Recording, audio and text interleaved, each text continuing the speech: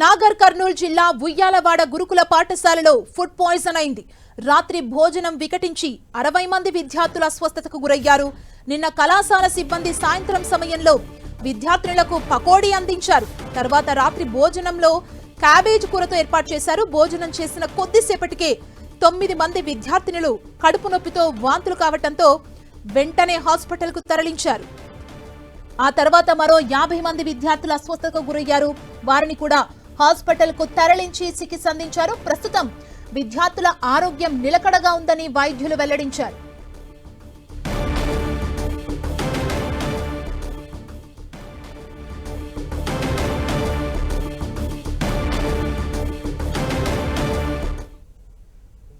అటు అస్వస్థతకు గురైన విద్యార్థుల్ని మాజీ మంత్రి హరీష్ రావు పరామర్శించారు.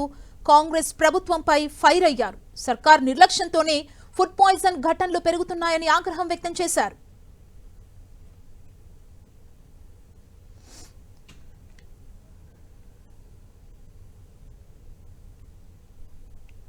అంటే ఏంది అన్నం పెట్టలేరు, ఎలుకలు కొరికేటట్టు పరిస్థితుల్లో పిల్లల్ని మీరు ఉంచదలుచుకున్నారా?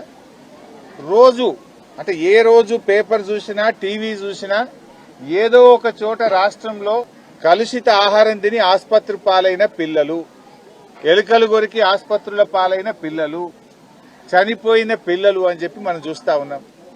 20 నెలల రేవంత్ రెడ్డి ప్రభుత్వ హయాంలో 100 మంది గురుకుల పిల్లలు చనిపోయారు.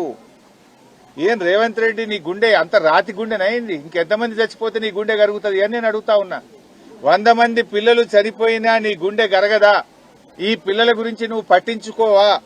భావి భారత పౌరులైన ఈ పిల్లల భవిష్యత్తు మీద నీ ప్రభుత్వానికి ఉన్న చిత్తశుద్ధి ఇదేనా? 3 లక్షల కోట్ల బడ్జెట్ ఉన్న ఈ రాష్ట్రంలో ఈ ఎస్సీ ఎస్టీ బీసీ పిల్లలకు కడుపు నిండా అన్నం పెట్టడం నీకు చేత కాదా?